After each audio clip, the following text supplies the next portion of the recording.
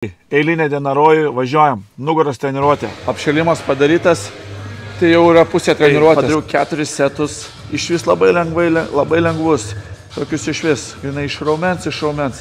Ir dabar bus paskutinis setas, visiškai iki failure, tai iki tol, kol nebegalėsiu padaryti, su dideliu svoriu. Važiuojam.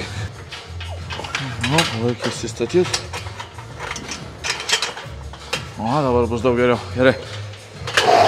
Kaip matėt, net kelia į viršų svoris.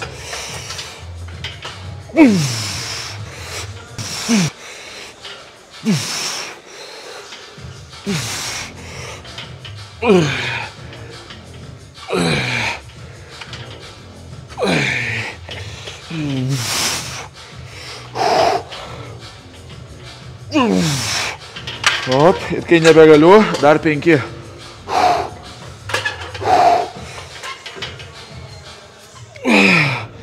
Vienas.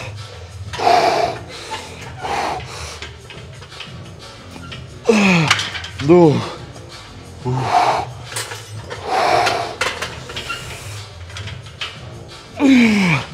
3.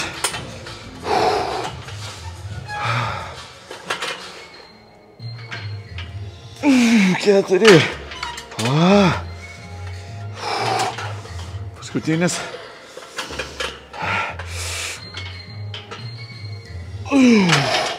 5. Wow. Geras. Ir prisiminkit visai, ką reikia susikaupt prieš pratimą. Pratimas prasideda, atsisėdam, iškart suneriam giliai, iškart į pratimą. Kaip ką darysiu, kaip ką pasiimsiu.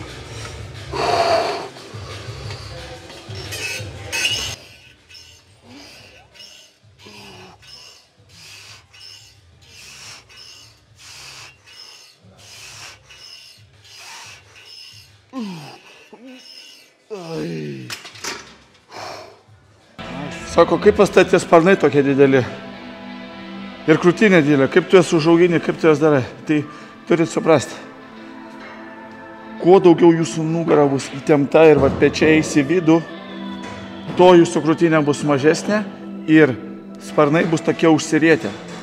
Bet jeigu jūsų krūtinė bus gerai ištampyta, šitas visas sąnarys peties, ir jeigu pečiai stovės tiesiai, jūsų krūtinė automatiškai bus didesnė. Ir sparnai tada jau eis į plotį daugiau, o ne taip. Dabar, kai darau puloverį, kuris turėtų būti jūsų rutinoje 100%, tai aš jį darau, nuleidžiu užpakalį, įsitempiu visas ir čia važiuoju kiek išeina ir tada tik iki pusės, neleidžiu atsipalaiduoti sparnam. Ir vėl ištempiu, op.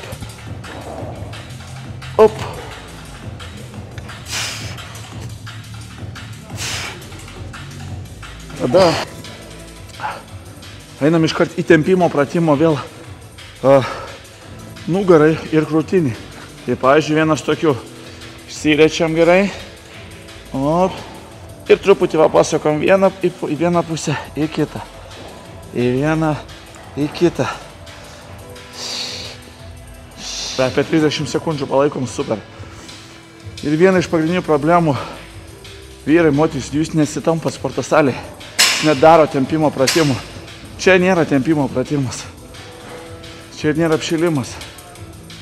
Tempimo pratimai, jeigu norite atrodyti jauniau, turėti elastingesnius raumenis, stipresnius raumenis ir nebūt susikūprinę arba išsirietę per daug, neturėti nugaros skausmų.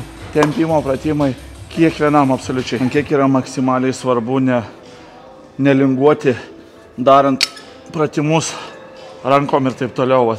Nedaryt šituo, nes viskas eina ant apatinės nugaros. Susikaupiam, išsirešiam, sutraukiam mentis, kvėpavimas.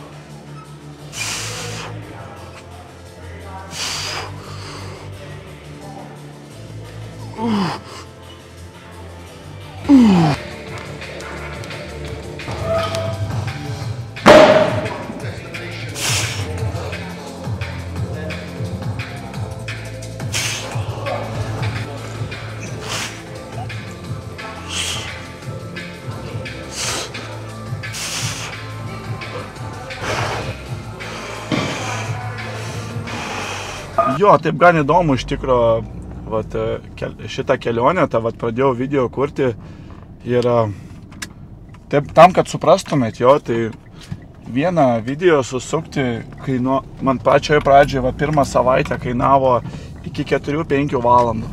Tai 8, 7, 9 minučių video iki 3-4-5 valandų kainavo susukti. Ta prasme, nuo nufilmavimo iki įdėjimo YouTube. Praeitą savaitę jau viskas vyksta greičiau ir šią savaitę jaučiu, kad reikia, norisi kažkokių idėjų, žinai, norisi kažko tai jums paduoti tokio, kas būtų įdomu žiūrėti, galbūt linksmiau, galbūt informatyviau. Jo, ir toksai viduj iškart pokalbis su savim, žinai, toksai, ar tam žmogui įdomu žiūrėti, ką aš čia filmuoju. Ir tada aš klausiu savęs iš vis, kodėl aš tai darau. Jo? Tai mano pradinis tikslas dabar yra tiesiog kurti video, mokintis kiekvieną kartą vis kažką įdomiau sumontuoti, kažkokį gal naują efektą įdėti, išmokti labiau veidą valdyti, išmokti kalbėti prieš kamerą, išmokti ir naudoti tokius mažus dalykėlius, kurie po ilgo laiko tarpo padarytų tą kontentą mano, tą video daug žiūrimesnį. Okay? Ir nepaslaptys, kad kiekvienas tas, kuris kuria video, kuris kažkokią tai veiklą daro, jisai nori gauti tą grįžtamą ryšį atgal. Jo? Ir yra visiškai normalu, kaip pačioje pradžioje, pirmus pusę metų, pirmus mėnesius, savaitės, praktiškai nėra žiūrimumo, nėra didesnio kažkokio palaikymo, nes viduje expectations tokie yra gan dideli, žinai, atrodo norisi, va čia šitą žmonės galėtų panaudoti, va šito pasinaudoti, šito patarimu, bet taip nėra. Ir man atrodo vienas iš to, iš kūrėjo pusės, reikia suprasti tai ir tiesiog daryti tai, ką myli, tai, kom džiaugiuosi kiekvieną dieną iš tikrųjų. Tai tikrai nenustosiu kurti, tikrai tobulėsiu. Bet įdomiai ta mintis šokinėja visą laiką toksai. Kam tu tai darai? Šitiek laiko įdedi žmonės net nepažiūri, žinai. Bet iš kitos pusės sutinku kokį nors žmogų, kur nors iš vis random. Ir jis sako, žiūrėjau to video, dariau pratimus tokius, kokius įmė. Ir galvoju, fainai. Tai toksai labai dviprasmiški jausmai yra, kai esi kažkokios tai veiklos kūrėjas.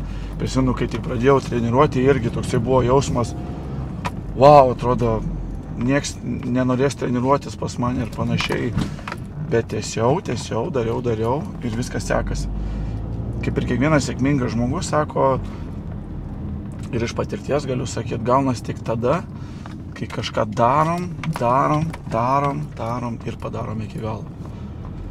Tai tokie pamąstymai, draugužiai, nežinau, ar jūs tai releitinat, ar jūs kažką gyvenime darot, bandot kažkokią tai veiklą ir faktas tikriausiai, kad ne visada tas feedbackas, tas grįžtamas ryšys yra toks, kokio norit, jo, bet jis yra, koks yra iš tikrųjų ir svarbiausia susikaupiam. Bandysiu šią savaitę pasirašyti kažkokį tai planiuką, pavyzdžiui, ką aš galiu duoti per tą video, taip, tarkim, filmuosiu video, bet jau būsiu pasirašęs, ką aš noriu būtent jums ištransliuoti, galbūt tai yra kažkokia tai technika pratimo, gal iš vis treniruočio technika, gal kažkoks tai psichologinis pamąstymas ir taip toliau. Tai pamėginsiu ateinančią savaitę prieš treniruotę pasirašyti kažką. Laukit naujienų. Jūsų didžiausias palaikymas yra subscribe, palaikinti, pasidalinti su draugais, parašyti komentarą. Bent vienas iš šitų dalykų, kuris jums yra visiškai nemokamas. Ačiū jums.